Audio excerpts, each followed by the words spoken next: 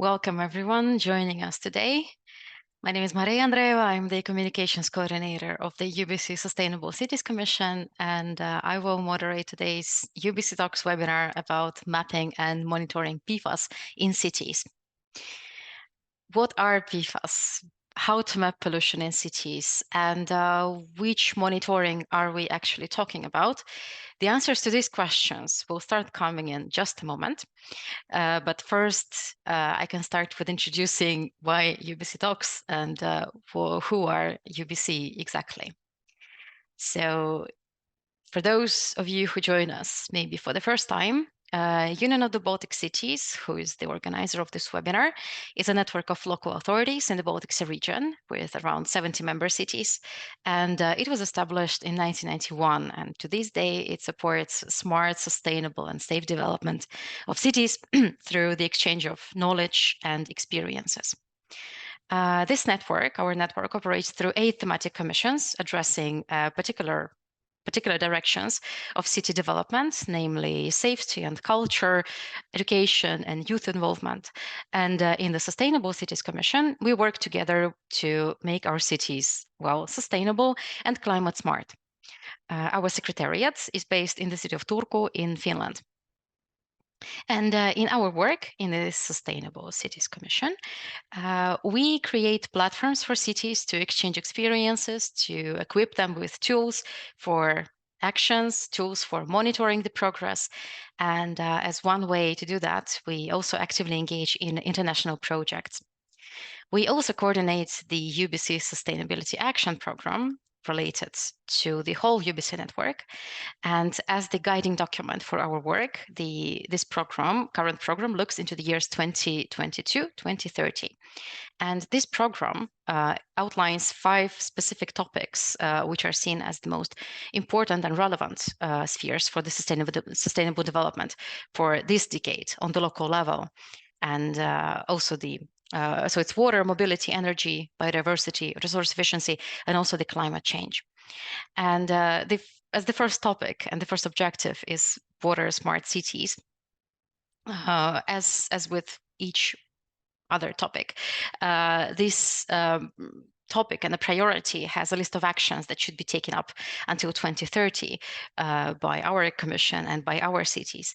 And for today's webinar, I would like to especially highlight 2 of the actions in the water section, water chapter, the commitment to reduce pollution in the Baltic Sea and the exchange of tools, best practices and innovations on sustainable water management. This is exactly what we're doing today at this UBC Talks webinar, which is organized as part of the series where we focus on different aspects of sustainability.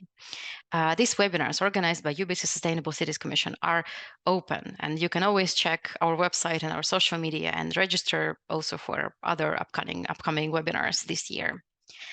And for today's edition, on mapping and monitoring PFAS in cities, we have an exquisite group of speakers today ready to take us on the journey to PFAS-free future. They come from local and regional level, working with research, practice, and policy. And what unites them all is first, a genuine concern about the environment, and second, the EMPEREST project led by our UBC Sustainable Cities Commission. Throughout this webinar, we encourage all of the attendees to send your questions through the Q&A box or through the chat. You should be able to see both of them on the bottom of your screen. And we will be taking your questions throughout the webinar so that you get the most of the experiences and you get the answers to all of your questions. And after the end of the webinar, the recording and all of the materials will be shared within the week on our website, ubcsustainable.net. So you can always also later come back and check if you missed something, and you're most welcome to share this also with your colleagues. So you should be able to see the agenda of today's edition, and we can start with our first speaker, Piia Leskinen from Turku University of Applied Sciences, who will introduce us to the subject of PFAS and how is it a threat, and why should cities address it? Please, Piia, I'll give you the floor. Welcome. Thank you very much, Maria. I will. Can you see my slides okay now? Yes, we see them perfectly.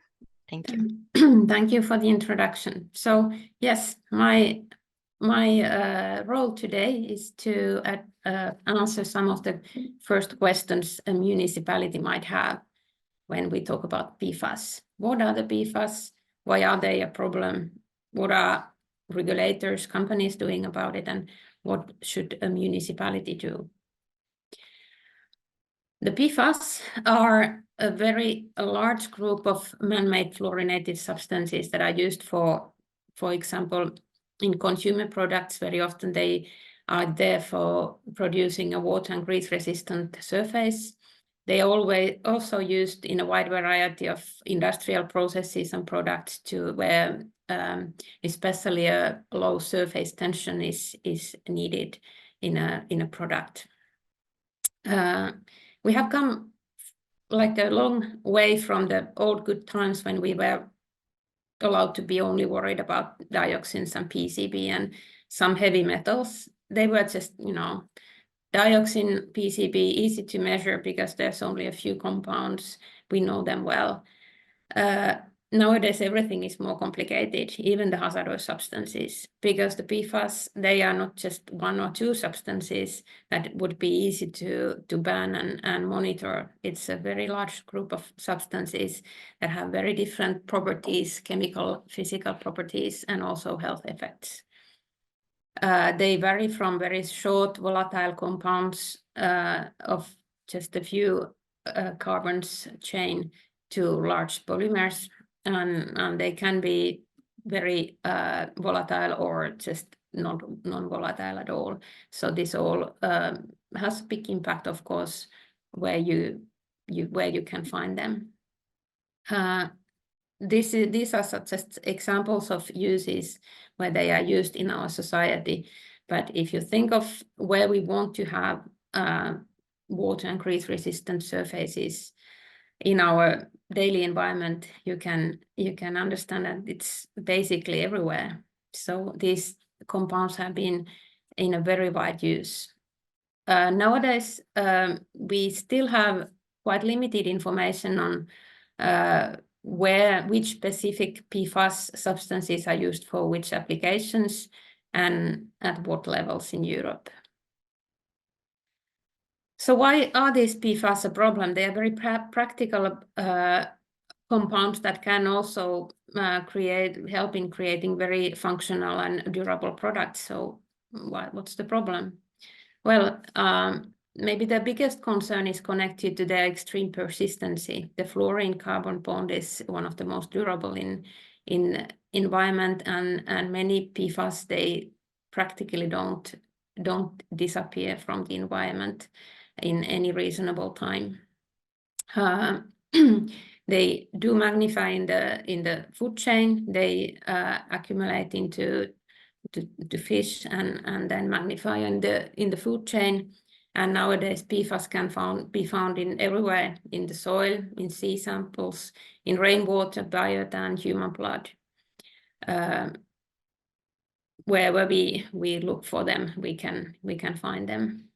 So this extreme persistency is a big concern, because over a longer time period, the concentrations can grow and cause health problems. And then the second point is that there are a lot of scientific evidence on different health problems related to PFAS exposure. These are, for example, suppression of the immune response to vaccines, different harm to cardiovascular system, increased cholesterol levels, interference with the development of fetuses and children. These health effects, they can be different for different PFAS compounds. As I already explained, there's a lot of them with very different properties and impacts, and also the health effects vary depending on the substance. Also, when you consider the number of these substances, you can imagine that we have managed to document quite well the health effects of a few best known substances, but then there are a lot of substances that have not been properly tested, and we don't know exactly what are the effects on health of the or the environment.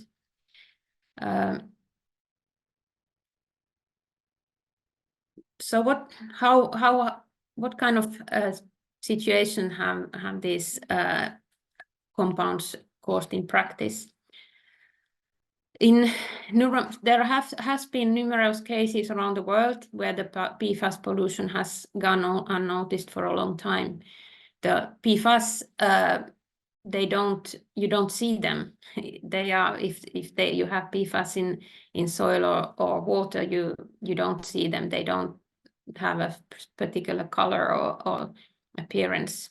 You just have to make chemical analysis to find them, and those analyses are costly. So that's why there has not been so much testing on PFAS. And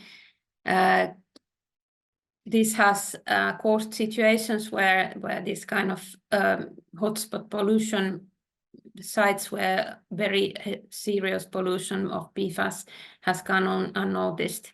And for example, in Sweden, there has been several cases where drinking water pollution caused by airports or firefighting training sites has been found randomly, and it has polluted the drinking water, groundwater aquifer, and the citizens have been drinking for that water for years before it was found. For example, in one case, a young kid participating in a summer school in a university in Stockholm was asked to, all the students were asked to bring drinking water samples from their homes, and they carried out PFAS testing, and then they noticed that in this one student sample there was alarmingly high PFAS contents, and they didn't believe it in the beginning, and then they asked for another sample, and the result was the same. So yes, I think this highlights the need for really taking seriously this testing of drinking water sources, for example, so that we would not find these cases randomly, but that we would systematically look for them and detect them as soon as possible. Then there are other exposure cases, like in Finland. There are like this kind of fishing is very popular hobby, and then they tested blood samples from fishermen that had been fishing in river Vantaanjoki, and then noticed that the PFAS levels in the blood samples were extremely high. The Vantaanjoki river is polluted by different airports. Also, there has been cases of, like, there is a wastewater treatment plant upstream of Vantaanjoki. Then high levels of PFAS were found in eggs, because the chicken were fed with fish meal that was found to contain high levels of PFAS. And then once again, people had been eating these eggs for we don't know how long. The PFAS pollution had been there, but then it was found in a screening carried out by authorities. So what are the regulators doing? Are they just turning their thumbs, or have they done something about this problem? Yes. PFOS was already included in the Stockholm Convention in 2009, and it was banned in EU 2008. P4 was banned in 2019, and some other substances have also been restricted or banned in EU or in the Stockholm Convention, or both. But we still, in environmental samples, we still find elevated levels of PFAS in many samples, even though it has been banned already since 15 years. EU has also set environmental quality standards for inland waters and seawater. The new Drinking Water Directive from 2020 sets the limit for the sum of 20 different PFAS to 100 nanograms per liter, but many experts think this is too high, considering that the considered daily limit for safe daily intake of PFAS is 4.4 nanograms per kilo. So, for example, for young kids, if you have this 100 nanograms per liter of PFAS, then this kid would not be allowed to drink even a liter of water to get this 4.4 nanograms per kilo dose. Last year, EU has also set new limits for PFAS in different foodstuff, including fish, eggs, and meat. So clearly, there is a lot of restrictions that have recently come to practice. Then many new restrictions are also being planned.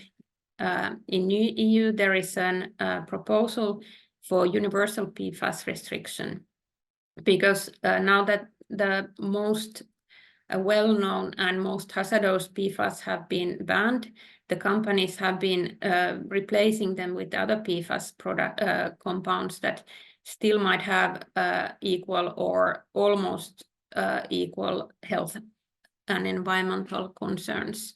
So to avoid this so-called regrettable substitution, there is a proposal to ban all possible PFAS substances. EU received more than 5,000 comments to this proposal, which highlights the economical and social importance of this problem, because a lot of normally this is way more comments than any normal proposal would have received. And there is a big debate now on concerning what are the essential uses where you would still be allowed to use these compounds. What about the medical uses and so on? Are the polymers included in the ban or not? And this debate is ongoing, and also the assessment, the impact assessment of the proposal is currently under review. So the Environmental and Health Risk Committee and the Socio-Economical Risk Committee are reviewing the impacts of this proposal. And this is in EU, all new chemical proposals are always reviewed by these two committees. On the other hand, the impact on environmental health on the proposal, and on the other hand, the socio-economical impacts of banning of the chemical concerned by this proposal. The ban of using PFAS in firefighting forms is under preparation as well. It has already been supported by these committees. Some new restrictions of new compounds as well are being prepared. There is a new proposal for new groundwater quality standard for some of PFAS that would be only this 4.4 nanograms per liter, which is way lower than the Drinking Water Directive limit. Then there is a proposal to add new PFAS for the priority substance list of Water Framework Directive, and also Urban Wastewater Directive will have an impact, as it will put new requirements for removal of organic micropollutants from wastewaters. So what are the companies doing then? Shouldn't they be addressing this problem? Well, I'm happy to say that many forerunner companies are looking for safer chemicals for substitutions. They are doing a lot of product development and trying to, for example, find safer alternatives for creating water repellent sports gear or any other substance uses. But other companies are still working on just substituting the restricted chemicals with other PFAS that have not yet been banned. Globally, there has been several court cases against PFAS producing companies to clean the environmental pollution around the factories. And many companies have given their comments in the ban of all the PFAS compounds as presented in the previous slide. And they are waiting for the fate of the restriction proposal before doing anything really. So they are hoping that their complaints about socioeconomic impacts, for example, of this restriction proposal would result in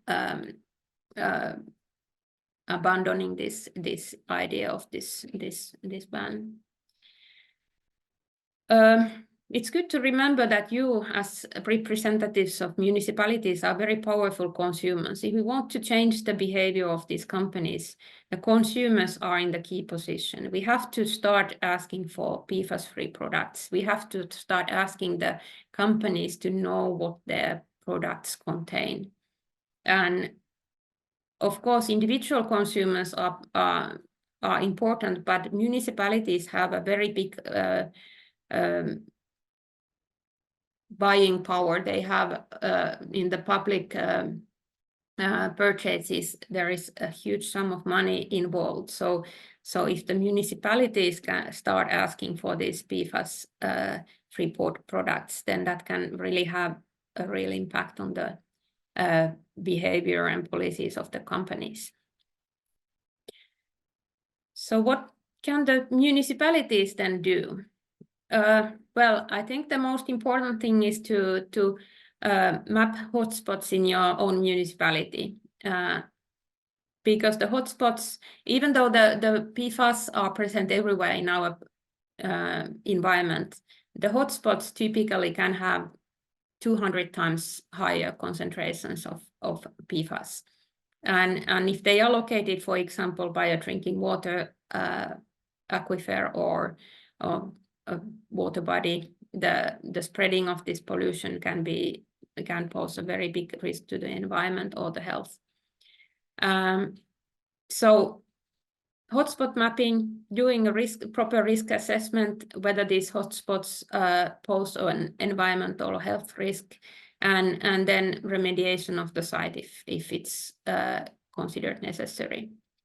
Then it's important as a municipality or water utility to get information of the PFAS levels in the drinking water and the wastewater, and make sure that you are not providing citizens drinking water with elevated levels of PFAS. Or if in the wastewater you find elevated levels of PFAS, then you can, you know that you will probably need to anyway, when the regulations will get stricter, to do something about it. So it's better to do something about it as soon as possible.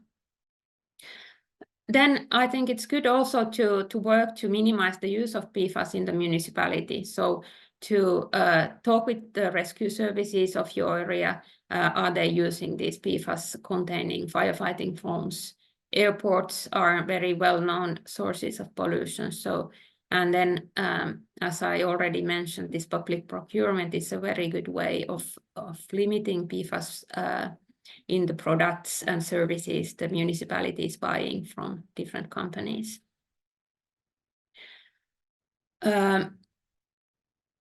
Yes, when the regulators and regulations, of course, are the requirement for any change. Many municipalities wait for regulations to take place before doing something, but actually I think it's better to take be there and act as soon as possible, because then you also have the possibility to carry out a dialogue with the regulators and give feedback on the regulations. Because it's finally normally it's the local authorities, cities, water utilities. You need to do the dirty work. You will be the one who will apply the regulations in practice. And this will require a considerable amount of know-how and expertise, because we know that in every city and municipality, the resources for this sort of actions are quite limited. So it's very important that you will be able to make wise decisions and direct those scarce resources as wisely as possible, and really prioritize those most effective actions and carry them out in a proper way. And that, because the problem of PFAS is quite complicated, there's so many different substances. This means that you will need a lot of expertise and know-how on how to apply these regulations. I think the participations in activities organized by different EU projects concerning PFAS is a good opportunity for the municipalities to get informed. Because usually these projects have municipalities or cities as target group, like we have in EMPEREST. The cities are an important target group, and we are working to produce information that would be as accessible and useful for the municipalities as possible. And all our activities are free of charge, so it's also a cost-efficient way of getting informed and increase your expertise and know-how on facing this problem of PFAS. Thank you very much. Thank you very much, Piia, for the very lovely, comprehensive overview of the challenges that we face with PFAS, and also with encouragement and very concrete steps that cities could take. I think it's extremely useful, and it's also not only a responsibility of the company or companies, but also not only down for the wastewater treatment to solve this. It should be addressed on the upstream level. There's a question in the chat from Kari Surya, and maybe you can address it. So Kari says that Sweden is mentioned, but was not Turku in the news recently about contaminated water? Maybe you can comment about what was Turku in the news for, and in principle, maybe in general, tell about, as a representative of Turku local water ecosystem, what is being done in Turku, how Turku addresses PFAS. Yes, thank you. Good question. Yes, Turku was in the news because Health Authority of Finland had tested the blood samples of babies in Finland, and the levels in the babies from Turku were more higher than the levels in the other cities in Finland. So that made a big concern, of course. And of course, it's not a good thing, although these levels were still all below the recommended safety limits. So basically, yes. And then of course it was assumed that it might be due to the drinking water in Turku, but the drinking water in Turku has been tested, and according to the testing, doesn't contain elevated amounts of PFAS. So it's under, yes, we don't yet know what is the reason for this difference, and I think it would be interesting to take further samples and analyze them and try to find out. But I hope that we will be doing this risk assessment with Turku during the coming year. So we will work on this. We have, yes, but the work is just starting in Turku. Yes, thank you very much, Piia. And this is also a great bridge, I think, for the next presentation. And I would like to invite Lotta Lehti, my colleague from UBC Sustainable Cities Commission, who is the project coordinator of the EMPEREST project. And she will introduce us what the project has in place for cities, water utilities, and international community. Please, Lotta, the floor is yours. Thank you very much, Maria. Thank you, Piia. Also, I will now share my slides.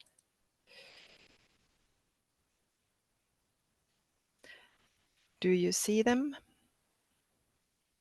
They're loading. Yes, we see them. Thank you. Okay, great. So I will start. So I will present our project called EMPEREST and the solutions we are providing for cities, water utilities, and the international community.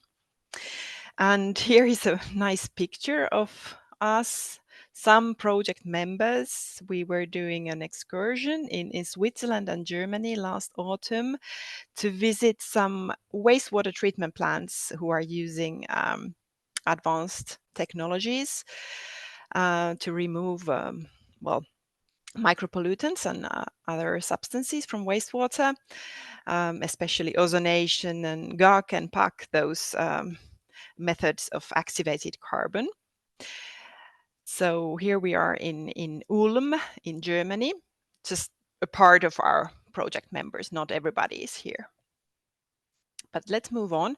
So EMPEREST stands for Eliminating Micropollutants from Effluents for Reuse Strategies. That's the full name of the project, and it's funded by Interreg Baltic Sea Region program. We have a budget of 5.5 million euro. And there was also some seed money support before the project to prepare the proposal and everything. The project started in the beginning of last year, and the first year was dedicated for preparing solutions. The second year is mostly about testing those solutions, and then the third and final year will be about transfer. We will try to transfer our solutions to a wide audience. So what do we do? Well, we have this, what we call a holistic approach to elimination of PFAS. And what does it mean? Well, it means that we approach the issue from different perspectives. Firstly, we prepare methodological recommendations for monitoring and assessment of PFAS in the aquatic environment. Secondly, we prepare a PFAS risk assessment tool for local authorities. Thirdly, we investigate strategies for technological means for minimizing organic micropollutants from wastewater. And finally, we prepare a training package and we do a communication campaign about everything that has been done in these three first activity strands. I will tell you a bit more about those in detail in just a minute, but first I would like to present you our partnership. So here at the Union of the Baltic Cities Sustainable Cities Commission in Turku, we are the lead partner of the project. But then we have also HELCOM, Helsinki Commission, as one of the project members, and we have a representative from HELCOM today speaking, Markus Raudkivi also. Then we have three universities, University of Tartu, Berlin University of Technology, and Turku University of Applied Sciences, and we just heard Piia Leskinen from TUAS. Then we have 6 wastewater treatment plants in our project from Gdansk, Szczecin, Tartu, Tallinn, Kaunas, and Turku. And then we have 2 associations, DWA from Germany, and then ECAT from Lithuania, Environmental Center for Administration and Technology.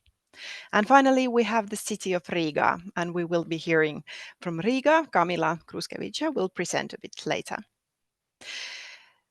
And then we have our associated organizations. We have there some other associations, water associations from Estonia and Finland. Then the Swedish Environmental Protection Agency, City of Malmö, and also other municipalities. And then 2 other water utilities from Riga and Paneviches. And who are our target groups? Well, our target groups are actually represented mostly by our project members. As you could see, we have some wastewater treatment plants working in the project, and that's also one of the main target groups of the project. Water sector experts from different organizations are really one of the main target groups. Then authorities at the local and national level working with hazardous substances and wastewater, those are really important target groups. HELCOM is project member, but also a target group, and then also, of course, water associations. And now a few words about the different activity strands that we have. Markus will talk about this a bit more, but just as a teaser, the first activity strand of our project is trying to fill the gaps in knowledge about where we are with PFAS in the Baltic Sea and in the water cycle overall in the region. Because if we want to reduce the amount of PFAS, we first need to know what is the current status. So we will build recommendations about what, when, and where to measure so that the results of different countries and different locations could be comparable, and also what to do with the results. So this work is coordinated by HELCOM, and Markus will tell a bit more about this in a minute, but just wanted to show you a photo of something that we have already done. So here is a photo from last November. We were having an international workshop on monitoring and assessment of PFAS at HELCOM premises and also online. It was a hybrid event with many international experts dealing with this PFAS data that Markus and his team have gathered. Okay, so moving on to the second activity strand. PFAS risk assessment tool for local authorities. And Kamila will talk more about this in a minute. But just as an introduction, we are building a tool, actually an interactive Excel for cities and for water utilities so that they could identify industries and other places which potentially spread a lot of PFAS in the environment and the water cycle. And then we would also be able to provide them with some mitigation strategies, what to do with these risks.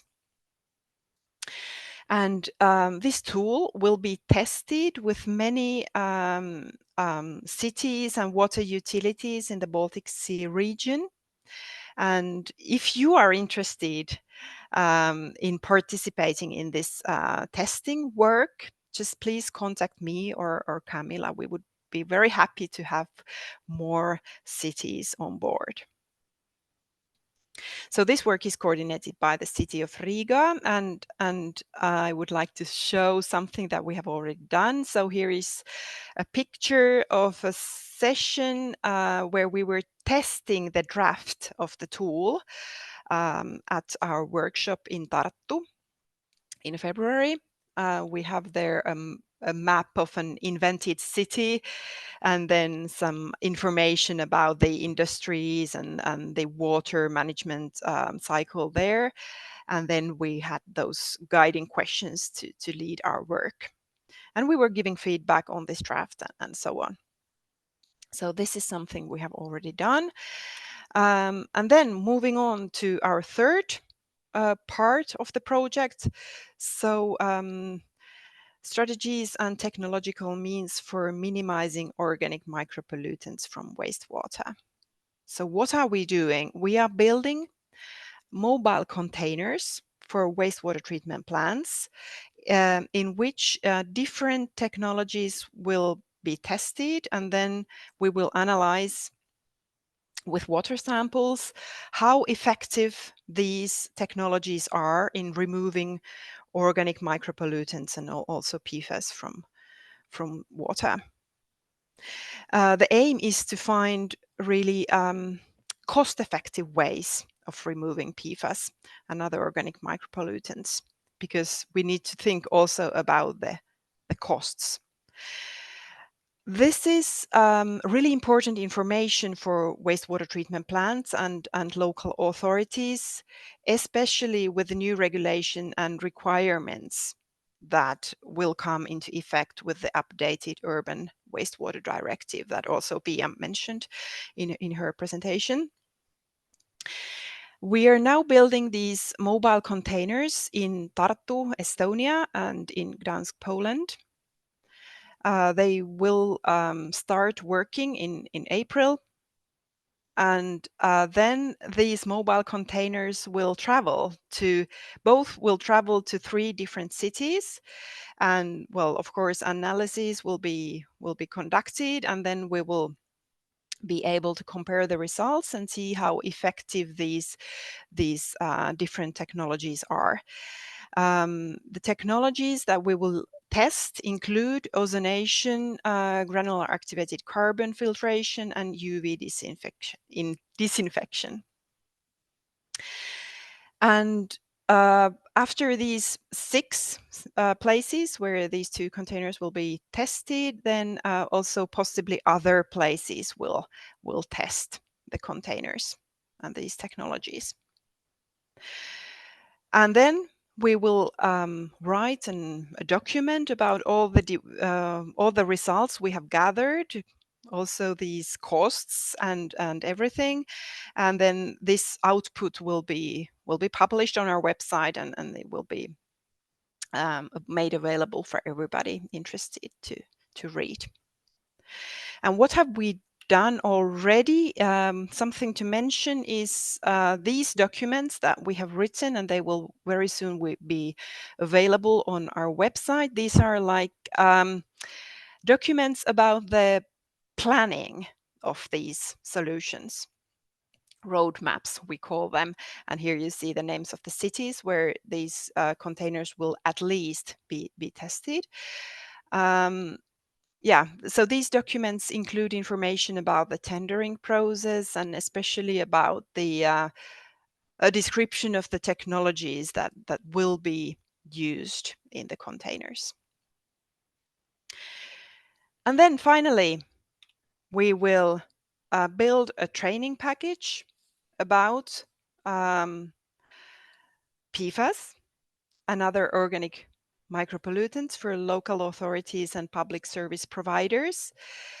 And then we will also do a promotional campaign about all our results and including this training package. And this will be then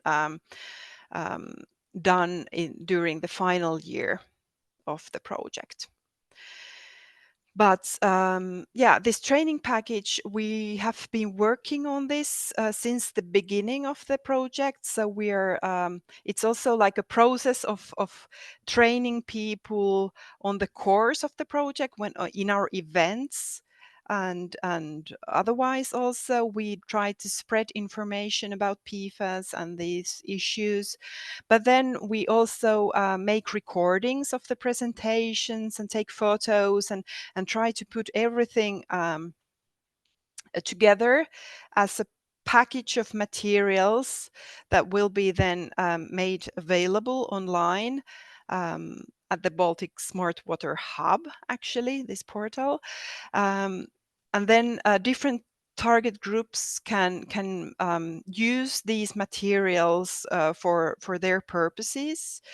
Our target groups include infrastructure and public service providers, especially water utilities, national and local authorities, international governmental organizations, and other interest groups, especially water associations and environmental training centers. So in this training package, all these different target groups will be able to find something especially targeted for them. And this work is coordinated by Berlin University of Technology, and the promotional campaign is coordinated by Turku University of Applied Sciences and DWA from Germany. So this is everything I would like to say today. No, it's not everything, because I also want to mention this document that we have prepared and that will be very soon available on our website. So we have like written kind of a plan about the training package. And this plan, well, it includes the topics that will be covered and the different formats that the training package will have, and also some other information, and you can soon find it also on our website. And that's all I wanted to say. So thank you very much for your attention. Please visit our website or join our LinkedIn profile. And also, if you have any questions, you're most welcome to write me. Here's my email address. And also, if you follow our website, you will see advertisements of different events. In early June, we will have a workshop in Gdansk, Poland, and there is already some information about the event there, but in 1 month we will publish the agenda of the event, and also the registration will open, so you are most welcome to join. This event is focusing on technologies, wastewater treatment technologies. Thank you very much. Thank you very much, Lotta. Very interesting presentation about all that we do in the project, and let's go straight into more details with the presentation of Kamila Gruškeviča from Riga Technical University. Please, Kamila, the floor is yours to present. Hello. Yes. So can you see my screen? Yes, and just a moment. So yes. Yes, hello everyone. Thank you, Maria, for the introduction. I'm Kamila Gruškeviča. I'm representing Riga City Municipality and Riga Technical University. And I will tell you a little bit more about PFAS risk assessment strategy for municipalities. But I felt that I need to do a little introduction about PFAS because thank you for my colleagues, thank you for Piia, and thank for Lotta. They did explained a little bit more about the project, but I felt that I need to talk a little bit more about the PFAS themselves. So first of all, it is important to say that PFAS are man-made chemicals. You cannot find them in nature. So where they are coming from? They are manufactured in some sort of industry, and where they are used. First of all, the most probably common thing which will be mentioned in the most of the sources will be in firefighting foams. And that's how it gets straight to environment. So for example, if you have any fire, you call firefighters. If their foam contain these PFAS, so it goes straight to the environment. If we are speaking not of that straightforward, then lots of our everyday items actually contains PFAS, like for example, any Gore-Tex gear, non-stick pans, furniture, especially some textile furniture, for example, sofas, armchairs, and so on. Even the makeup and quite a lot of cosmetics contain PFAS. And what is very interesting, also food packaging, especially food packaging made for takeaway. So try to stay away from takeaway food, at least takeaway food packaging. So we use all these items. We use all these items containing PFAS, and where do they end up? So we rub them against our skin. We're like sitting on the sofa, and so it all comes in ourselves. So we are consuming some PFAS also with food and so on, and then we go to toilet, and everything comes to the wastewater treatment plant. So yes, we are collecting the PFAS in our cells, as it was mentioned that PFAS are quite persistent. So we excrete some, but some are collected in our blood. And the one is also path of how PFAS are getting into humans is actually after the contaminated environment. Then, for example, a cattle or some farm have access to this contaminated water, which may be not only surface water, which may be also, for example, groundwater. So let's say cattle use this water and or some sort of food which is contaminated with PFAS, which can be anything, root vegetables, as it was mentioned by Piia, for example, fish meal or something like that. And then we drink, for example, milk, or we use meat, or we consume fish or some fruits and vegetables, and again it all ends up in the environment, and it all ends up in ourselves. So how do we understand, how do we address a problem, if this is really a problem, if this is like everywhere? And it's interesting that actually the presence of PFAS in drinking water is associated with greater number of PFAS sources within our watersheds, which kind of makes sense. And for example, if you have any industrial sites like fluoropolymer facilities, I will talk about that in a minute. For example, military firefighting training sites, airport, landfills, and also wastewater treatment plants are considered like great contributors of PFAS to the environment. And if, for example, you have any big fluoropolymer facility which producing PFAS, this means that the risks for PFAS being present in watersheds is increased in 8 to 10 times.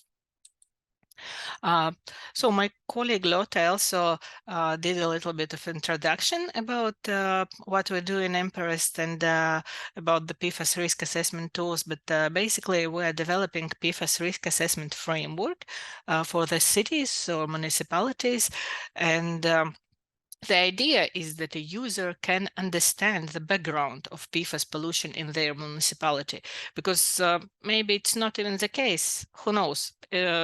Theoretically, it is the case everywhere, and the pollution already spread everywhere. We just maybe don't know about it, but we're developing this tool to see if it is present.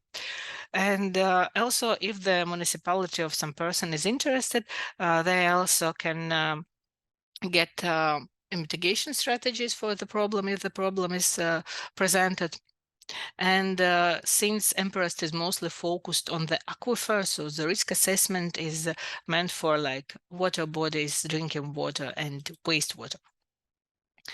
And we're thinking about two-level approach. So level 1 will be for everyone. Is basically an Excel tool I will show in a moment, and it consists of 8 to 10 simple questions for which you can answer yes, no, or not sure about this. And it is meant to assess if your municipality potentially has PFAS problems, and it can be done with sampling or even without sampling. And so this is how it looks currently. So you have a question, for example, define if your municipality have any of the biggest PFAS producers in Europe, and they are listed. And the same is define if your state municipality have production facilities. For example, Tulak is meant for textile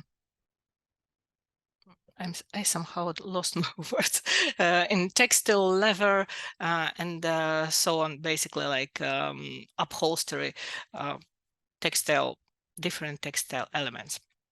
Medical devices, for example, application of fluorinated gases, because all of the air conditioners have this freon thing, which is usually contains quite a lot of PFAS, and so on. Yes, so this is level 1. And if we're talking about level 2, which is more like for advanced users, which will ask a little bit more time, and but with this approach, you can make also risk assessment plan, and to build some sort of information especially meant for your city, your municipality, to understand all of the PFAS risks and to identify mitigation strategies. And it is, yes, basically it's more elaborated approach. So you'll then identify all potential PFAS polluters. You will also advise to, of course, take samples of drinking water and wastewater, and make mitigation strategies, which we will guide you through.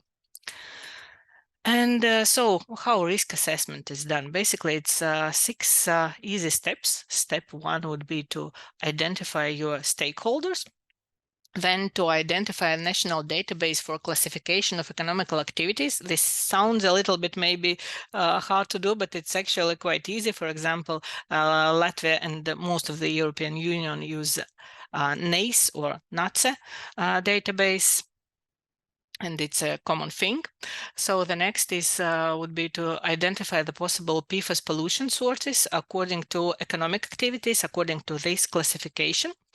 And then you will select the companies which are potential PFAS pollutants. Now you have the full list of all these companies of which are PFAS pollutants, and then you can contact a stakeholder and responsible for wastewater collection and treatment, and compare your list and identify which has the most percentage, let's say, of polluting wastewater, which the biggest companies will be the biggest producers also of wastewater and potentially PFAS. So if you have some potential PFAS polluter and it is quite a big company, that the chances that this company will excrete quite a lot of PFAS in a wastewater network is quite high. And in the end, you should be able to get some sort of a pie or a bar where you can see your potential PFAS polluters. And we already started to do this in Riga, and we identified our stakeholders, which is the same company which is responsible for the source, for the treatment and distribution, and also for wastewater collection and treatment. This is information from, we found that this information is available in Latvia in Lursoft database. The same works for Estonia and Lithuania also, but you can surely find just by Googling NASA and your country all this classification. So it's easily and freely available information. It's not like something very complicated and hard to do. And in the tool and in our how it's called, in our Mind document, we have a list of the NACE codes. We'll, I think, need to find some analogs for SIDS codes and something like that, if, for example, country uses different system. But it is also mentioned in the name. So basically you can identify also, but not only using the code, but also mentioning the name of the activity.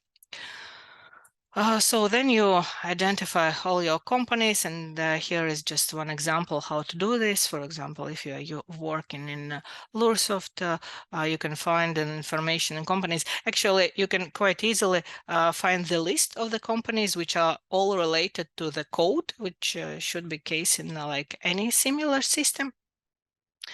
And then you will get something like this. You have an amount of companies which are listed under the code, and you can see how much, for example, wastewater they produce. For this step, you will probably need to contact your stakeholder or wastewater collector, wastewater treatment plant. Yeah, this is example for Riga city, and I don't know if I'm able to. No, I'm not able to find this now. But basically for the Riga city, I think this biggest pie was related to manufacture of rubber and plastic products, which is also known for being quite a big polluter of PFAS. I'm sorry to my colleagues if I'm saying wrong that this is about the rubber, but I can't. Somehow I am able to press it in the presentation, but not while in presenting mode. Sorry for that. But you will get the pie, and you will see who is potentially the, let's say, biggest sector or biggest PFAS polluters.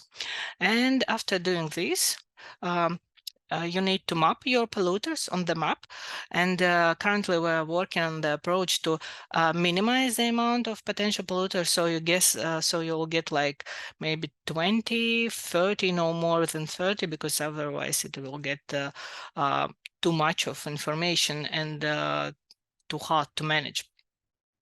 And then you need to take some samples, and you can develop a mitigation strategy. And this is where we will definitely help anyone who will participate in this. So yes, we are welcoming joining anyone. If you are interested, please contact us. My colleague Lotta, which we were presenting before, and who is a coordinator of EMPEREST project, or me directly. So that's all for me. Thank you for your attention. And if you have any questions, I guess I need to look in the chat. Currently, there are no questions, but if you have any questions, you are welcome to contact me or any of my colleagues, and they will forward the message. So thank you very much for your attention. Thank you very much, Kamila. Very interesting presentation, and indeed we encourage cities to join us in the development of this risk assessment plans. There is actually a question in the Q&A box. And I think it relates to the first stage of this PFAS 2 journey, where there was a slide with the large EU PFAS producing companies listed. And there's a question, do we know how many industries are in the EU that produce PFAS chemicals that other companies buy and use? Yes, actually, the companies, first of all, yes, thank you for the question, that we know all the companies which are producing PFAS within the European Union, and they are listed also in the tool, but you can find this information also, I believe it was 0PM or some other project which collected all the information, and all the fabrics which are making PFAS in big amounts are known currently, and I believe they are 12, if I remember correctly, in Europe. So you can find this information. It's quite easily available. Thank you very much for the answer. Shall I try to find the link for this, or we can share it later? We can maybe share in it. Email. Yes. Okay. Exactly. Thank you very much. I think we can include it into the package of what we will share together with the recording, presentations, and any other documents that we will be ready to share. Thank you so much, Kamila. And let's move now to HELCOM and their regional monitoring processes. Please welcome Markus Raudkivi, who will tell us all about it.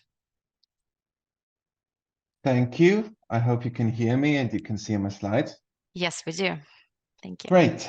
So hello, everyone that's listening to us today. My name is Markus Raudkivi, and I'm here as the EMPEREST project coordinator at HELCOM. So as we heard from Lotta earlier, HELCOM is coordinating one of the main outputs of the EMPEREST project, which is the methodological recommendations for monitoring and assessment of PFAS in the aquatic environment. So although we know that the name is a proper mouthful to say, what we are actually trying to do is just to see how PFAS pollution could be better detected, and how the state of the sea or the state of the Baltic Sea could be better evaluated, which would help us understand the problematic points or sources that we need to dedicate a lot more attention to. And I don't think there's a big need to explain why we need to do this work at the Baltic Sea level, and especially as UBC is the main organizer of today's webinar. And of course, thank you for inviting me to speak here. I think most of our listeners today are from the Baltic Sea area as well. Still, it might be good to mention that because of the salinity, Baltic Sea is quite special, even in the worldly context. And this also means that quite often we need to do our own ecological and ecotoxicological work, because the thresholds, values, understanding of what species interact with each other is a bit different in the Baltic Sea region than in many of the other bigger seas in the world. And this also means that we really need to coordinate these efforts well, so that different countries wouldn't waste very limited funds to do the exact same thing, just in parallel processes. And HELCOM, of course, is trying to be the main collaboration platform for these kinds of activities. And we work with very different things, starting from this monitoring pollution to, for example, coordinating better shipping practices. And I can't, of course, do this presentation in good form without mentioning that HELCOM is turning 50 this year. So namely, last Friday, the 22nd of March, was the official signing day of the Helsinki Convention, which established our Baltic Marine Environment Protection Committee. And our executive secretary likes to say that HELCOM hasn't been entirely successful, because, of course, any environmental organization should work to make themselves redundant. And unfortunately, we haven't solved all the Baltic Sea issues in the 50 years we have worked, and we need a bit more time. But of course, I hope we can say here that HELCOM has been very big in initiating some changes in the region, especially when we talk about nutrients and the eutrophication side. And we really hope to continue with that. And all of these changes we can do are via the main toolbox that the Helsinki Convention has given to us. So as all of the countries around the Baltic Sea have signed the convention and promised to work together for the good of the Baltic Sea, we can issue, for example, recommendations on what or how to work on specific issues. And we can, for example, put together action plans, such as the Baltic Sea Action Plan from 2021. That is something we are very hard working to fulfill at the moment at the HELCOM level. And of course, we also can collaborate with projects such as EMPEREST that help us to do one specific task with extra resources available. And these things we can do to maybe coordinate monitoring and assessment on the Baltic Sea region, or potentially set bigger strategic objectives on a political level. For today, for the EMPEREST project, however, this monitoring part is the main tool that we are trying to use. And monitoring is, as I said, the key part for us to understand the current status of the pollution and to potentially take any steps to mitigate it.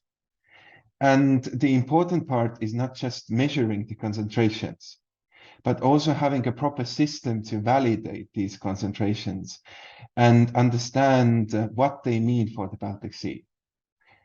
HELCOM has been conducting these kinds of assessments for decades now, for both single substances, thematic areas such as chemical pollution, or holistically for the whole sea at once. The latest of these holistic assessments, which is also known as HOLAS-3, was just completed at the end of the last year, with the holistic State of the Baltic Sea assessment published in October 2023. This assessment was very important for us working with the chemicals, because for the first time we saw that instead of eutrophication, chemical pollution is the biggest driver in the Baltic Sea, which is not allowing us to reach a good environmental status. And when talking about our main target for the EMPEREST project, which are the PFAS, then PFOS, one single PFAS substance, was included in this assessment. At the same time, the assessment results went what we had actually expected. So we did see some problems with the PFAS concentrations in the water matrix, but at the same time, the biota didn't show us any major problems.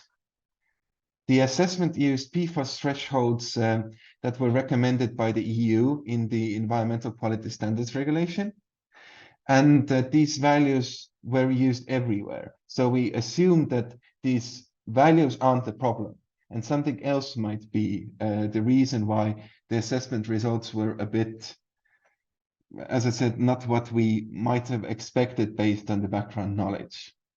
And we looked at many different things, such as, for example, the data availability. It might not be very well visible from the slides because the graphics are a bit small. But we did see that out of a total of 250 assessment units, or like smaller sub-areas of the Baltic Sea that we assessed, we only had data in water from 20 of these, and for biota for 68 of them. So one of the big goals that we set for ourselves moving forward is to maybe be able to get better results from the countries and to make sure that they are monitoring even the smaller areas with biota, that we could also maybe include some fish species that are more common in the coastal regions. Because I think for municipalities as well, the coastal regions is what is the most interesting for you to know if your seaside in your town is a problem area or has a type of pollution or not. What we did not understand, however, was that at the same time, things were thoroughly changing on the EU level. And they were actually changing the same numbers that we used as thresholds. A big driver for these changes was the EU Green Deal and the Zero Pollution Action Plan, which proposed completely new EQS values, and these updates were just published in October 2022. And they are not, of course, in a formal agreement yet. They're still a proposition from the EU. But for PFAS, they proposed a completely new system, not to only evaluate PFOS, but 24 different PFAS, using a completely new system with it. And for our assessment, the important thing is that the threshold values for PFOS, if we apply them for such, were to change very, very drastically. What this new system means is that instead of a single substance like PFOS previously, now EU proposes that we measure a sum of 24 different PFAS. And in order to sum them up, we need a common ground. And this common ground has been decided to be liver toxicity. So each PFAS has been identified for their liver toxicity. And we are now showing a number on how much they are more or less toxic than PFOA as the indicator substance. So this means that if you have a concentration for PFOS, for example, you would need to multiply the value by 2 to understand how much it would be as a concentration of PFOA equivalent. Or at the same time, you could take the PFOA equivalent threshold value and divide it by 2 to understand what would be the threshold if you are just looking at PFOS concentrations in the environment. And using these new values and looking at the HOLAS-3 assessments, we see that there's quite a big changes to the assessment now. In previous assessment picture, we saw that for water values, the areas that were assessed were all red. When you look now at these needle-like values on the left figure here, that show all values found in the same Baltic Sea area, and we move this yellow bar that shows us the thresholds 17 times higher, which is the new EU proposal. We see that most of the water values would now instead be green, with only 2 assessment units staying red. For biota at the same time, the exact opposite would happen, as the new threshold is 250 times lower than the one that we used in the previous assessment. This would mean that the yellow value from the right side would move to this 250 times more strict value on the left side, and all areas on the Baltic Sea that were assessed would turn red in the new map. This is significantly more in line what we expected based on scientific research, as we know that many of the PFAS are bioaccumulative, and they are uptaken in marine organisms such as fish in very alarming rates. Still, all of this previous assessment was only done for one single substance, which was PFAS. And as I said, the EU proposes a new system for 24 different PFAS to be summed up and looked at together. So in order to do that, EMPEREST project initiated a very big data call around the Baltic Sea countries to collect all of the different PFAS environmental monitoring data. And we succeeded in this exercise by gathering a total of almost 190,000 single measurement points. And this is not only in the marine environment, only in the Baltic Sea, but we also collected a lot of analysis points in rivers and lakes, so that when we would do the new assessment, this would also help all of the smaller municipalities and the countries themselves to understand which of their water bodies and rivers might have a bigger problem with one of the PFAS.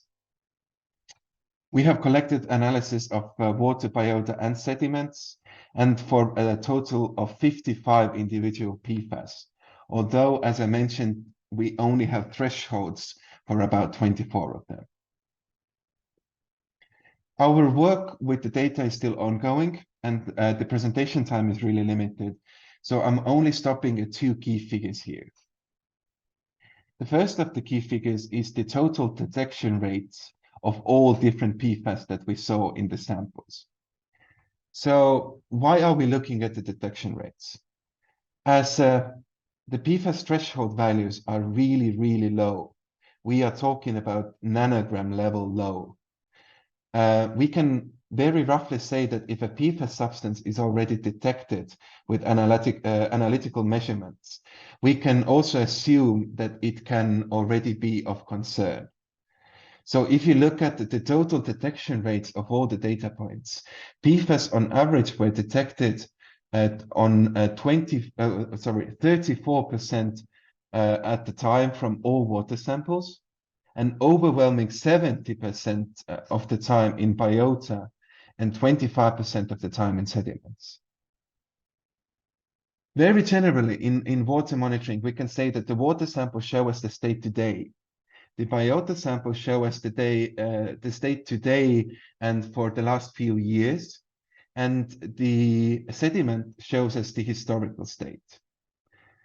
So this also shows us a bit that there is a very, very big problem that has happened with the PFAS in the region in the last, let's say, 20 years. That the sediments don't show that this has been a very long-going problem, but the biota shows us that it is a problem that we are facing today, and we really need to work on it even more than we are today. Of course, the substances are bioaccumulative, so it is expected that the biota would show the highest rate of detection in general. The second key message that I wanted to show to you is that although the detection might not always show the problem, we do have threshold values for 24 PFAS. And if you look at these threshold values for water and biota, I can't show this for sediments because there is no sediment threshold value. We see that only 14% of the total water analysis are potentially over threshold, while almost 75% of biota PFAS values for these 24 substances show us measurements that are potentially over the threshold. This 75 means that 60% of them are clearly over the threshold, and then additional 14% of values were inconclusive because the detection limits of the analytical apparatus that were used were too high, and the threshold values are actually more strict with the new EU proposal than the previous analytical standards that we were able to achieve. So these detection percentages, if we would zoom into it a bit more, that we don't have time to go today, show us that specific PFAS are much more detected than other ones. And also we have changes on what PFAS are detected in lakes compared to rivers, compared to marine environments. So I really hope that you will follow our project in the next few months, as we are planning to release all of the data and analysis at the end of April by latest in the current state, and of course the preliminary monitoring assessment plan that we plan on going forward with. So although I can't show you much more today, we will be able to release all the data in just a bit over a month from now. But to sum up the talks for today, things for PFAS are really quickly changing around us, including the values of which PFAS levels are actually toxic. And if we are using these new values, they show us an alarming story for PFAS values in biota, in fish, especially for some very specific PFAS substances like PFOS, PFNA, PFDA, and the very long chain PFAS. These are all the ones that are considered of the highest toxicity and of the highest bioaccumulative properties. Thankfully, the state does not necessarily need to be dire. We also have seen some long trend data that is showing decreasing concentrations of PFAS and especially PFOS. And as we saw from our water samples, the water samples today are showing much lower general content of PFAS than historically. So things are getting better. The big things we have been doing in taking PFAS and the firefighting foams out of the market have shown us a positive effect. But at the same time, we can't forget that the PFAS industrial use is being substituted so very often that we just cannot always keep up. And for all of our sakes, it would be better if we could get a wide-scale PFAS restriction on an EU level. So we are hoping that you as municipalities are also aware of that and are aware of the ongoing fight against these chemicals and help us with it. So thank you from me. And if you have any questions, you can always email me. I know we are a bit running behind schedule today, but I don't know if we have any questions at the moment. Thank you very much, Markus. No questions at the moment, but thank you very much for explaining PFAS as one of the main challenges in the HOLAS 3, and it was extremely interesting to look into the insights into the data work, I'm sure for everyone, to see how this challenge spreads around the wider Baltic Sea region. Thanks a lot. And for everyone still watching us, so as you probably noticed, we're moving a bit bottom up from the city's perspective to the regional work, and it would not be complete without the EU strategy for the Baltic Sea region. So I'm happy to welcome to the stage Louise Floman from Swedish Agency for Marine and Water Management, who is the coordinator of the policy area hazards. Please, Louise. Thank you so much, Maria. I'll share my screen. And thank you for the short introduction. It is a bit hard to pronounce our whole name in English. Let's see, here we go. I think it's There we go. loading. Yes, now it's There there. we go. Thank you. Okay, great. Thank you. So yes, indeed, my name is Louise Floman. I work for the Swedish Agency for Marine and Water Management, but my main task is to work as the policy area coordinator on the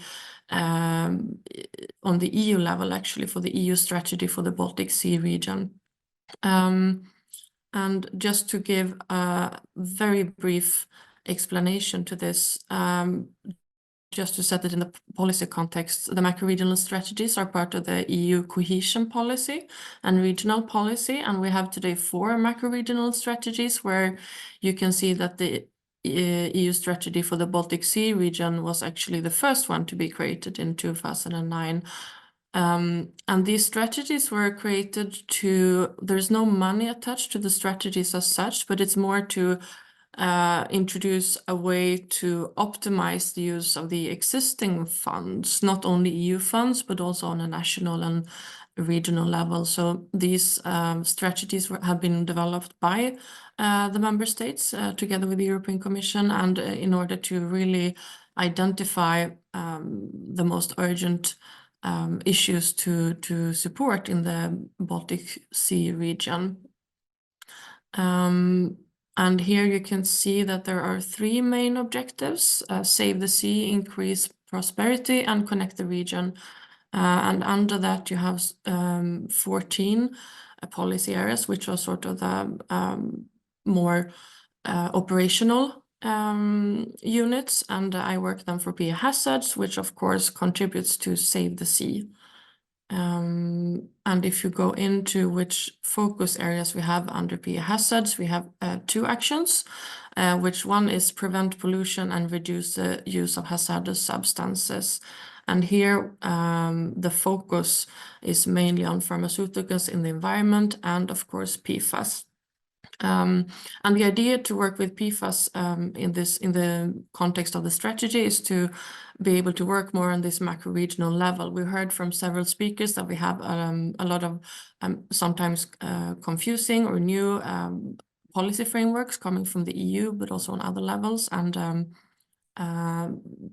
to work on it in the macro-regional strategic level could also be a way to develop a common understanding of this. And also to work on capacity building and sharing of joint practices and development of joint practices, of course. What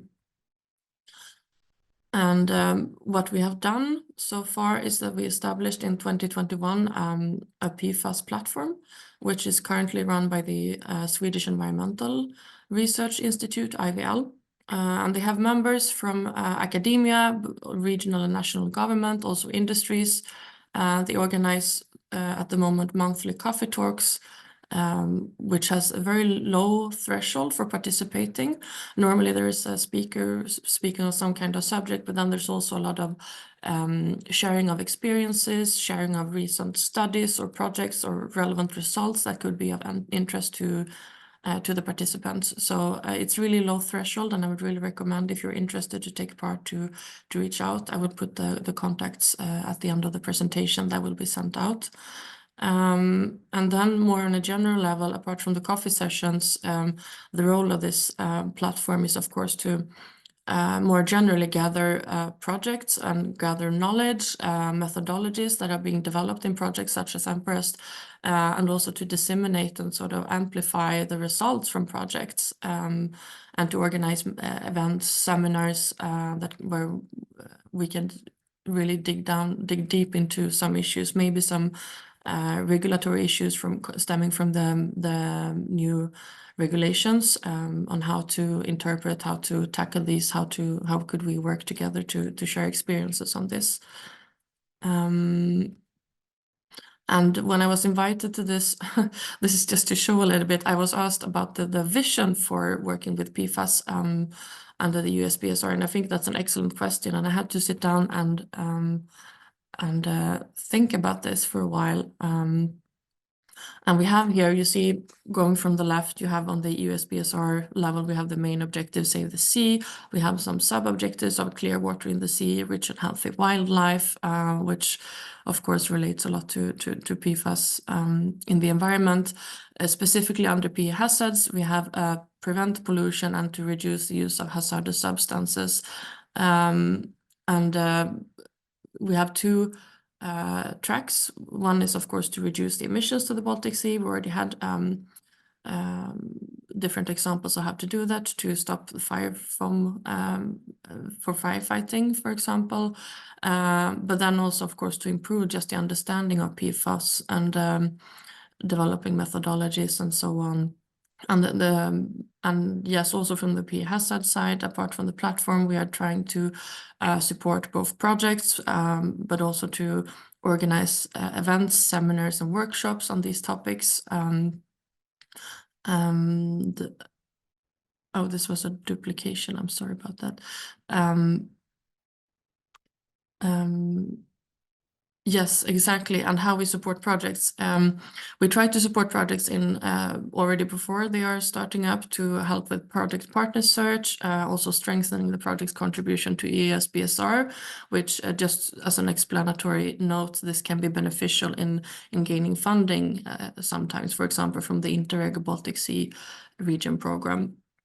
During the project period, we try to support with visibility through more EU-level communication channels and events, which of course give more visibility to the project and its results, and also to support through different events to support knowledge exchange between projects, between different actors, also on municipal and regional level.